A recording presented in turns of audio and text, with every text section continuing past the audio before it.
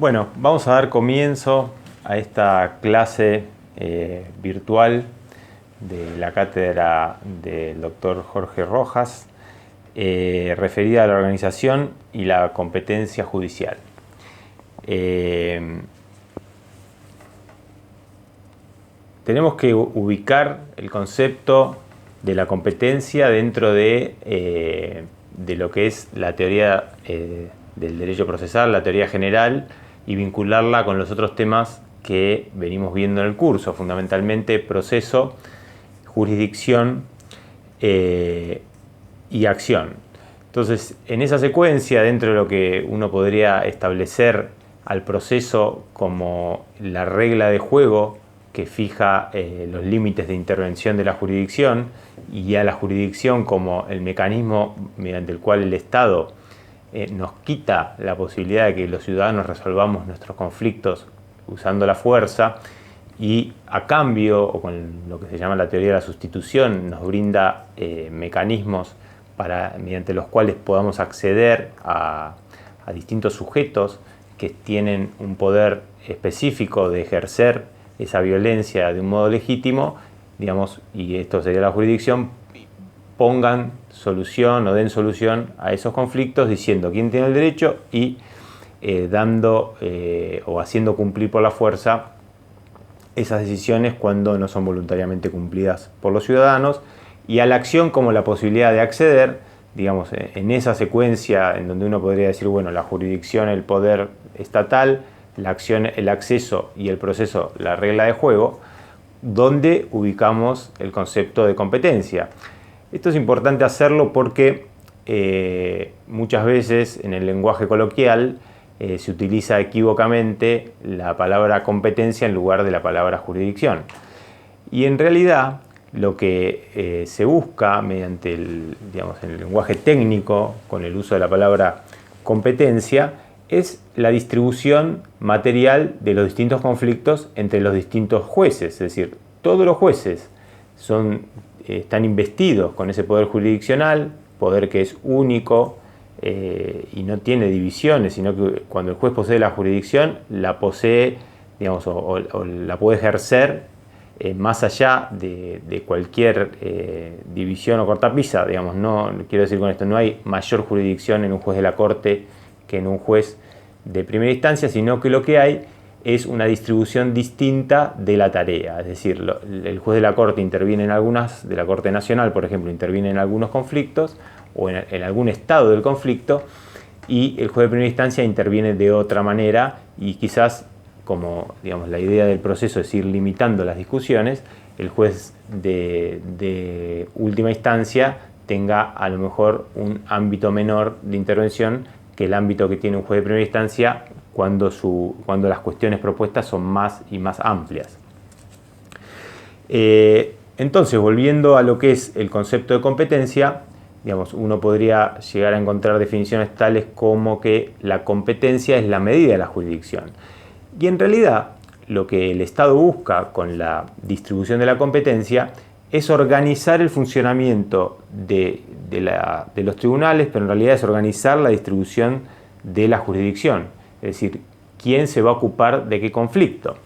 Entonces, esto, desde el punto de vista de los sistemas, tiene mucho que ver con la cantidad de conflictos, y la cantidad de conflictos, obviamente, que está dada por la cantidad de personas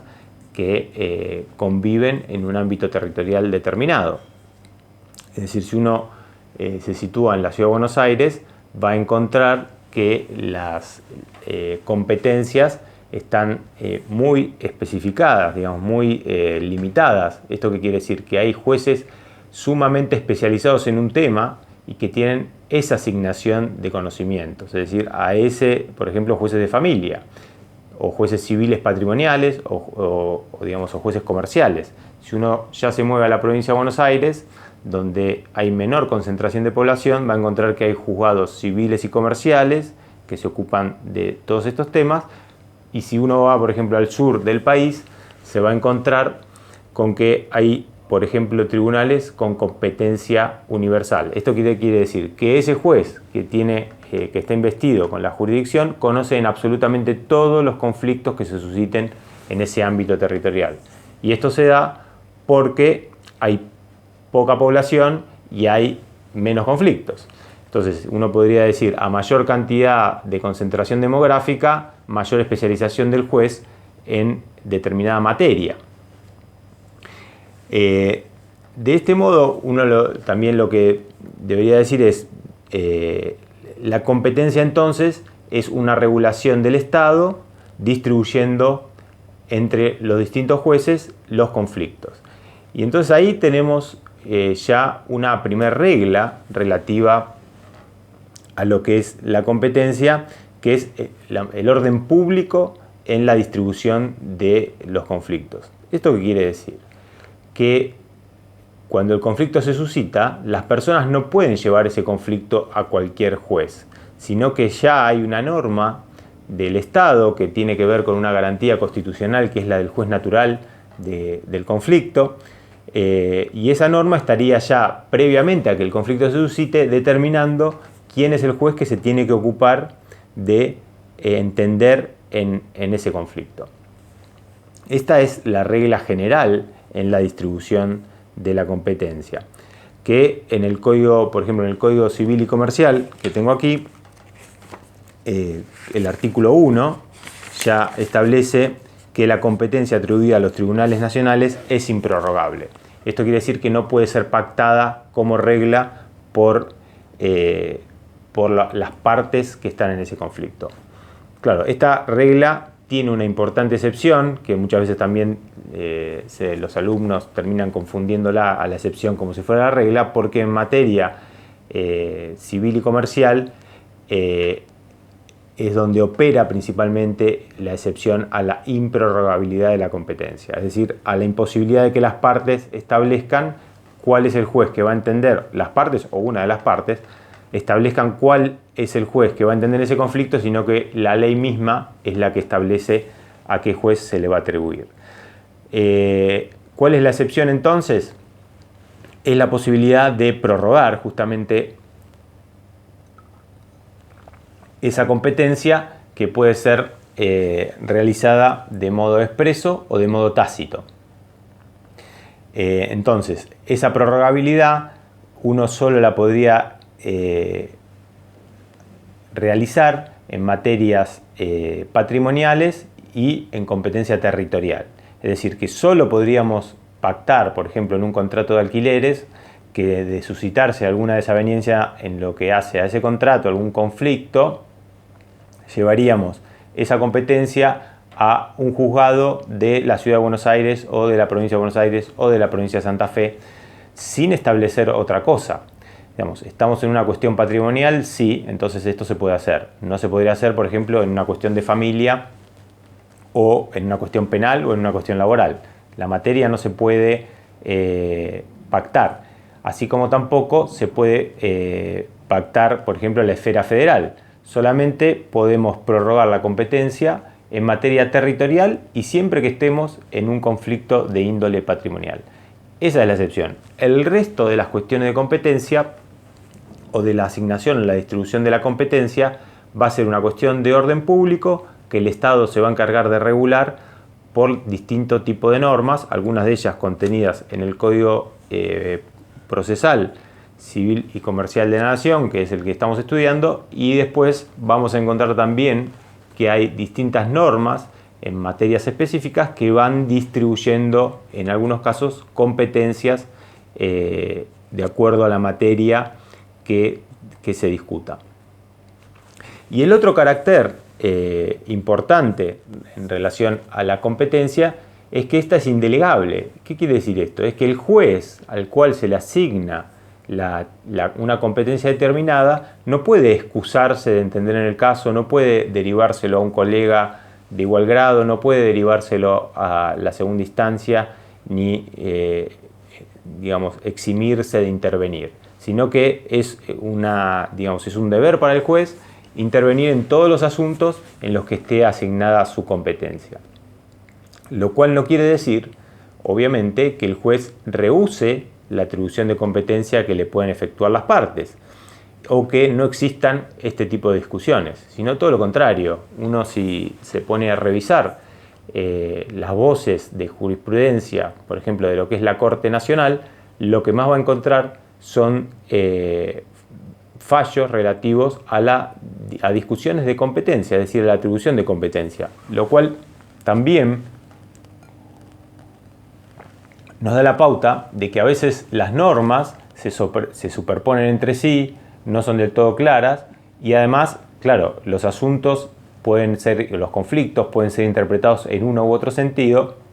y siempre queda este marco de discusión sobre cuál es el juez que debe intervenir en una determinada causa y además, desde ya, más allá de la opinión de cada juez, en algunos queriendo ampliar su competencia, otros queriendo restringirla, los litigantes también elegirán ciertos fueros para llevar sus conflictos porque saben que son fueros más proclives a acceder al reclamo que van a hacer o no, con lo cual también ahí hay una discusión sobre quién es el juez competente para cada caso. Entonces tenemos que la distribución de la competencia es una cuestión de orden público, es decir, que hay una norma que ya establece en todos los casos, antes de que el conflicto se genere, quién es el juez que va a intervenir o cuál es la competencia. Esto responde a una cuestión de una garantía, que es la del juez natural, es decir, que al juez no se lo puede designar específicamente para un caso concreto, sino que ya por ley tiene que estar previamente especificado, que esta competencia es indelegable, es decir, que el juez no se puede excusar de entender y que además, como regla, es improrrogable, con la única excepción que ya expliqué de la cuestión territorial en asuntos en los que se discutan cuestiones estrictamente patrimoniales.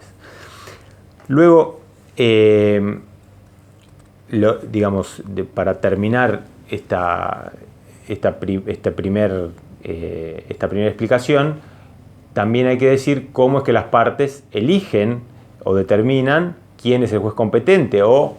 cómo es que hacen esta prórroga cuando esto se puede hacer. Y bueno, cuando uno va a presentar la demanda, la tiene que llevar directamente al juzgado que es competente, porque esa es la regla, es decir, no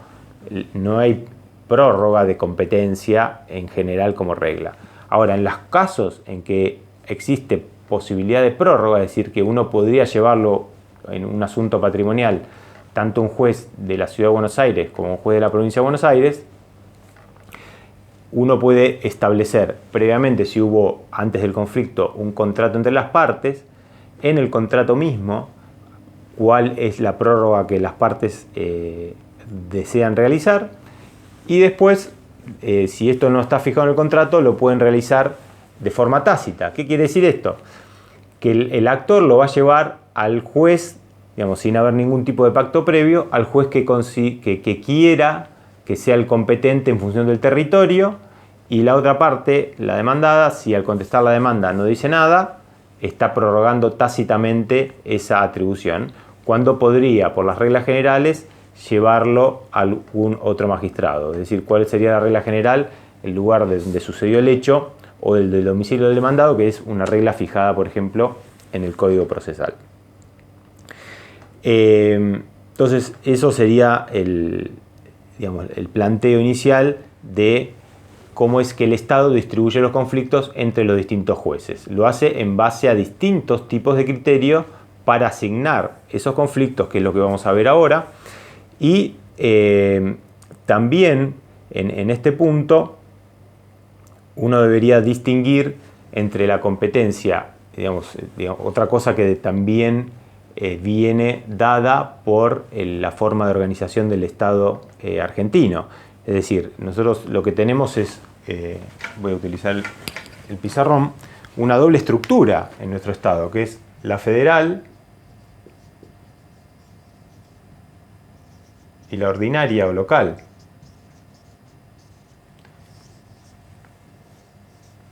Esto tiene que ver con la forma de organización de república que tiene la Argentina, en el cual cuando en 1853, 1860 se conforma el Estado argentino, el Estado se conforma a partir de la existencia de estados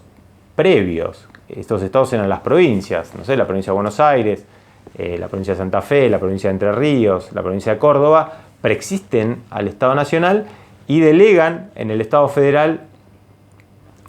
ciertas facultades, y las que no delegan son las que mantienen. Entonces, claro, la regulación de los procesos, todo lo que es materia procesal, a diferencia de lo que es el derecho sustancial, se ha entendido, no sin algún tipo de discusión en su momento entre Gorostiaga y otros constituyentes, si esta era una función que los estados preexistentes delegaban en el Estado Federal o no, y se concluyó que era una función no delegada, con lo cual cada estado se va a dar su código procesal y se va a dar su organización en cuanto a lo que es la justicia, en lo que es la justicia local u ordinaria. Y entonces tenemos dentro de lo que es el territorio de Argentina, en cada estado local, una organización desde lo que es la justicia y de lo que es el proceso local, y sobre ella otra segunda estructura que está en todo el territorio, en cada uno de los estados, que es la estructura federal. Es decir, el gobierno federal va a organizar tribunales y autoridades con asiento en cada una de las provincias, y en esos tribunales se va a utilizar este código civil y comercial, en los juzgados claramente civil y comerciales federales del país, y además en ese mismo lugar, en los tribunales locales, se van a utilizar los distintos códigos procesales propios de cada provincia. Entonces, esta división ya nos marca un primer criterio diferenciador en lo que es la distribución de conflictos. ¿Por qué? Porque hay ciertos conflictos que le van a interesar al Estado federal y hay otros conflictos que van a quedar en las órbitas locales. Entonces ahí tenemos la diferenciación entre competencia federal y competencia ordinaria o local. Esa es una gran primera diferencia que va a marcar quién es el órgano máximo para definir cada cuestión. Entonces, en la federal vamos a tener que es la Corte Suprema de Justicia de la Nación, y en la órbita ordinaria serían los superiores tribunales de cada provincia. Y entonces, en cada caso, estos van a ser la cabeza de ese poder judicial. Y esto también tiene su relevancia porque, claro, vamos a ver que en algunos casos la Corte va a terminar resolviendo algunos conflictos de competencia, y en otros casos lo van a terminar haciendo los superiores tribunales locales, de acuerdo a la índole de la discusión sobre la competencia. Después también, por lo que es la organización constitucional de nuestro país, tenemos que la Corte, dentro de lo que es la esfera federal, se va a ocupar de entender en algunos tipos de conflictos, algunos derivados por la cuestión de la materia, que lo van a hacer toda la esfera federal, y algunos van a recaer directamente, originariamente, en la Corte como tribunal de primera instancia y de instancia única, lo cual también, digamos, esto ya para verlo en la clase de recursos, va a suponer un problema a la hora de tener que revisar lo que dice la Corte como instancia única y originaria para ese conflicto. Pero bueno, esto ya sería materia de la clase de revisión. Ahora, en lo que hace a lo que es la distribución de la competencia, la pregunta es cuándo la Corte interviene como tribunal de primera instancia. Y bueno, lo hace, digamos, la competencia de la Corte en realidad en materia federal uno la tiene que determinar como instancia originaria o como instancia apelada. La instancia originaria son aquellos puntos regidos específicamente por el artículo 117 de la Constitución Nacional, que tienen que ver con cuestiones que le interesan, como decía antes, al Estado federal, pero además en este caso le interesan porque pueden suscitar distintos tipos de conflictos a nivel exterior, o sea, de la Argentina con algún otro estado de la región o del mundo, y a nivel interior por lo que sería algún tipo de conflicto interior. Entonces, cuando estén involucrados asuntos de diplomáticos, cónsules extranjeros o de algún estado extranjero en algún conflicto con algún estado local o con algún ciudadano local y corresponda a la competencia de la Argentina, deberá intervenir en instancia originaria la Corte, así como también cuando el conflicto se suscite entre dos provincias argentinas o entre un ciudadano de una provincia y otra provincia. Esto es porque, claro, se le asigna al Superior Tribunal en la esfera federal para evitar conflictos internos. Dentro de esta competencia originaria, también hay que mencionar que ya desde hace más de 10 años la Corte ha encarado una política de restricción de lo que es su competencia. La ha encarado tanto en instancia originaria como vamos a ver en la instancia apelada. ¿Qué quiere decir esto? Que la Corte, hay modelos de cortes como la Argentina que intervienen en muchísimas causas. Hay igualmente a nivel comparado, hay otros países donde los superiores tribunales tienen más cantidad de causas que la Corte Nacional. Y otro modelo de corte o de superior tribunal que se dedica a intervenir en menos casos pero con mayor relevancia institucional para el país, como puede ser la Corte norteamericana. En el caso de la Corte Argentina teníamos y seguimos teniendo una Corte con un sinnúmero de incumbencias que, ya decía, desde el 2007 en adelante empezó a restringir de alguna manera la cantidad de casos en los que iba a intervenir. En lo que se refiere, por ejemplo, a la instancia originaria de la Corte, a partir de la causa Barreto, redefinió lo que se denomina la causa civil, que son estas discusiones entre un ciudadano y un Estado provincial. Y solamente interviene en instancia originaria cuando la cuestión del derecho sustancial es central en la decisión del caso y no cuando es meramente tangencial. Es algo una línea bastante difusa para trazarla, pero en los casos en que la discusión requiere, por ejemplo, el análisis de normas locales o de normas administrativas de ese Estado provincial, la Corte viene diciendo desde entonces que por aplicación del precedente Barreto corresponde que la causa no se inicie en instancia originaria en la Corte, sino que deberá interponerse ante un tribunal federal de primera instancia con asiento en ese Estado, ¿no? Entonces sigue en este sentido interviniendo lo que sería la esfera federal, pero no ya en la Corte, sino en primera instancia de un tribunal federal. Y la otra competencia, ya que estamos viendo, aunque no responde exactamente a esta clase, pero sí porque se ve también en lo que es materia recursiva, pero la Corte Suprema de Justicia de la Nación va a intervenir en dos competencias apeladas. Una que era la competencia ordinaria apelada, que era en aquellos asuntos en los que fuera parte el Estado federal y que superaran cierto monto de discusión en ese caso. Esto ya hace ya varios años fue considerado inconstitucional en un caso que falló la Corte Nacional que se llama Anadón, y a partir de ese momento se clausuró prácticamente la vía ordinaria de apelación para el Estado. Esto con fundamento en que el Estado no tenía por qué tener este privilegio de llegar a una tercera instancia o cuarta instancia de revisión, depende si proveniera, sería tercera instancia, porque en primera instancia federal, segunda instancia y Corte para revisar sus asuntos. Y luego tenemos dentro de lo que es la competencia de la Corte Federal, todo lo que es la competencia apelada extraordinaria. Antes teníamos la ordinaria en los casos en que el Estado es parte y la extraordinaria que estaría conformada básicamente por el recurso extraordinario federal, cuando se suscita cuestión federal en la Ley 48, en el artículo 14, y en otros supuestos creados pretorianamente por la Corte, como los supuestos de arbitrariedad, gravedad institucional, y otro supuesto que es el per saltum, que también fue originariamente una creación jurisprudencial que después recibió sanción legislativa, que prevé que en algunos casos se puede saltar de instancia y pasar de primera instancia a la Corte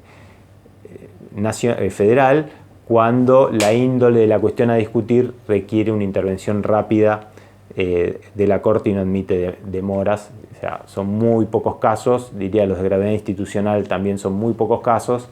y los de arbitrariedad, en la misma línea de restricción de competencias, si la Corte ha ido aplicando mayormente criterios restrictivos fijados en lo que sería el certionari negativo del artículo 280, donde la Corte desestima sin más estos casos. Entonces, en este primer planteo, más allá de lo que define la competencia en sí y sus caracteres, diferenciamos lo que es la competencia federal de la competencia ordinaria. Y este es un primer carácter para diferenciar o para atribuir estas competencias. Y responde justamente al tipo de conflicto o a la persona involucrada. A este carácter, digamos, de lo federal y lo ordinario, se le suman legalmente, digamos, otros caracteres mediante los cuales las normas van distribuyendo los conflictos entre los distintos jueces y entre los distintos tribunales, o decir, crean tribunales con competencias de acuerdo a materias, de acuerdo a otro tipo de criterios para efectuar esta distribución. ¿Cuáles son estos criterios? Bueno, primeramente la diferenciación entre la esfera ordinaria y federal. Segundo, la materia en discusión, es decir, vamos a ver, más allá de lo federal o ordinario, qué tipo de conflicto tenemos para resolver. Si es un conflicto laboral, si es un conflicto de familia, si es un conflicto meramente civil, si es un conflicto comercial, si es un conflicto penal. Entonces, la materia en juego va también a determinar y a recortar cuáles son los jueces que van a intervenir. Claro, todos estos criterios que estamos enunciando, es decir, lo federal o lo ordinario y la materia, se van cruzando. Es decir, puede haber materia civil federal o materia civil ordinaria. Entonces, puede ser un caso, una discusión sobre un registro o una marca que es civil, o sea, la discusión sobre la titularidad, ¿no?, que termine en la esfera federal, en un juzgado civil y comercial federal de primera instancia, y recorra los distintos caminos impugnativos hasta llegar eventualmente a la Cámara y si corresponde o no a la Corte, o una cuestión civil de otra índole, un accidente de tránsito que termine o que corresponda que intervenga la justicia ordinaria en materia civil en las jurisdicciones que tienen esta atribución, como es la Ciudad de Buenos Aires, y luego en la provincia de Buenos Aires, donde los juzgados son civiles y comerciales. Entonces, un primer carácter, además del ordinario y lo federal, es la materia.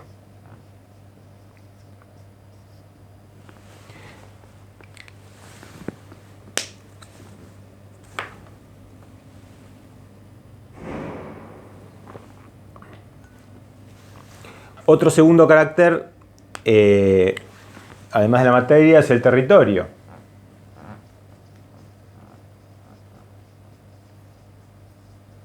Y esto también responde a que, por ejemplo, el juez, más allá de la especialización que vendría a ser la materia, el juez tenga cierta inmediación con el conflicto. Es decir, se va a preferir a que, si el conflicto ha sucedido en un determinado lugar, intervenga el juez que más próximo se encuentra a las partes que están discutiendo en ese conflicto. Esto se ve claramente en cuestiones de familia, en donde se asigna, por ejemplo, al último lugar donde convivió esa familia, lo que sería la sede del hogar, el lugar en donde le corresponde la competencia territorial para los conflictos que se susciten con posterioridad a la separación, si fuera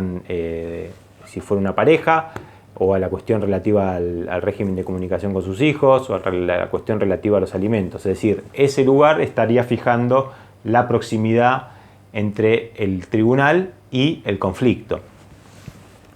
Entonces, también este carácter se va a superponer con la materia. Entonces tenemos territorio, el lugar, familia, en lo relativo a la materia, y quedaría por la índole del conflicto en la esfera ordinaria. Otro criterio que utiliza el legislador para distribuir los asuntos entre los distintos jueces es el criterio del valor. Entonces,